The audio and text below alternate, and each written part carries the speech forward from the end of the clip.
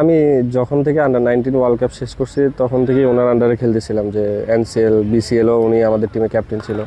এখন first time premier লিগের captain হয়েছে প্রাইম ব্যাংকের। তো ওনার সাথে আমার আন্ডারস্ট্যান্ডিং খুবই ভালো মাশাআল্লাহ, যে উনি আমাদেরকেও বুঝে খুব মানে আদর করে আমাদেরকে কাছে নিয়েছে, যে ছোটো ভাই হিসাবে বুঝতে দেয় না যে আমরা কোন ফর্মেটে আসি খেলতেছি, এনসিএল বা বিসিএল যেটাই খেলতেছি আমাদেরকে ওইরকম বুঝতে দেয় না, নিজের মতো কাছের ভাবে করে নিয়েছে। তো ওনার ক্যাপ্টেন্সি খুবই ভালো মাশাআল্লাহ, আমার কাছে খুব ভালো লাগে। আমি মনে করি ইরফান ভাই ক্যাপ্টেন হিসেবে অনেক ক্যাপাবল, আর উনি খুবই এক্সপিরিয়েন্স ক্যাপ্টেন। আমি যখন ফার্স্ট ক্লাসে ছিলাম ওনার আন্ডারে অনেক ফার্স্ট ক্লাস ম্যাচ খেলেছি। তো আমার কাছে উনি ভালো একজন ক্যাপ্টেন। উনি স্টাম্পের পিছন থেকে ভালো সাপোর্ট দেয় সবাইকে। উনি আসলে অনেক হেল্পফুল একজন ক্যাপ্টেন আমি বলতে পারি বাংলাদেশে। ওনার সাথে তো অনেক খেলা হয়েছে আমার, বিসিএল, এনসিএল, ঢাকা প্রিমিয়ারও খেলা হয়েছে আগে। এক কথায় অসাধারণ। আমার কাছে one of the best captain মনে হয় ইরফানকে।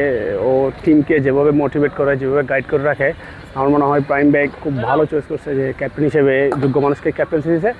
আমার মনে হয় আমরা যে স্বপ্ন নিয়ে টিমটা করছে, যে আশা নিয়ে, ইরফান শুকরের নেতৃত্বে আমরা সেই আশা পূরণ করতে পারবো ইনশাল্লাহ।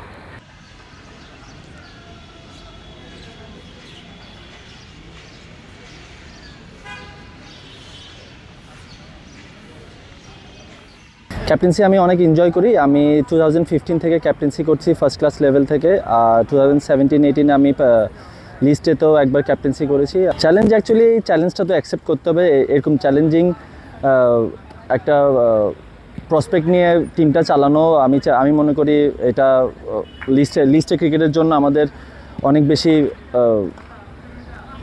ফলপ্রসূ হবে যদি আমি সাকসেসফুল হতে পারি।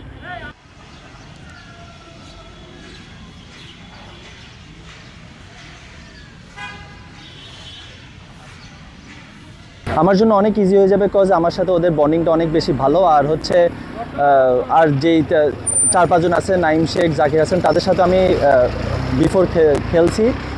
জাকিরের সাথে আমার অনেক দিনের 2012-13 সাল থেকে পরিচয়। ইনশাল্লাহ ওর সাথে কানেক্ট করে ইনশাল্লাহ খুব ভালো রেজাল্ট পেয়ে যাবো ইনশাল্লাহ।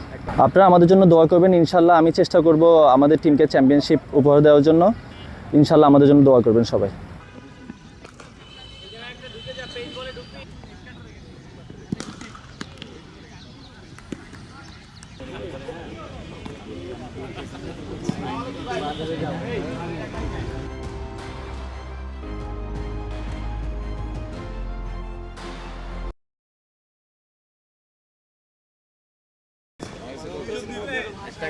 শুনি কি অবস্থা, তা নাহলে একটা